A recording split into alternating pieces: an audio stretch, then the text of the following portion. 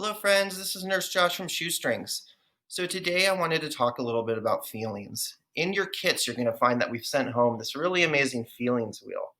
And feelings are really important to think about because we all have them.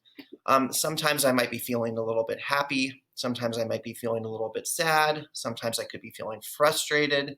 Sometimes I might be feeling a mix of a lot of different types of feelings. And sometimes my feelings might change throughout the day.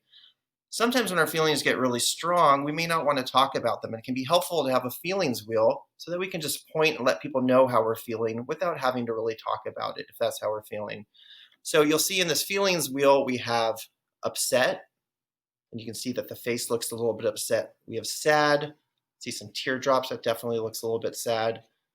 We have a calm feeling, we have a happy feeling, we have an excited feeling, we have frustrated, and we have angry.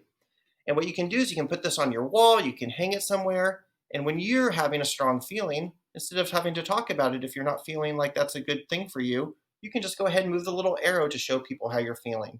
So today I'm feeling really happy, and I want everyone to know. So I'm going to move the pointer to happy. If you look at the bottom for the grown-ups that you live with, this will give some tips on how we can support each other when we're having those types of feelings. So for instance, when I'm feeling really excited or nervous, it can help to drink some water, to take some belly breaths, or maybe even to do some wall push-ups or a little bit of exercise. So I hope you like this and that you use it. And if you ever have questions, always feel free to let us know. All right, have a great day, everybody.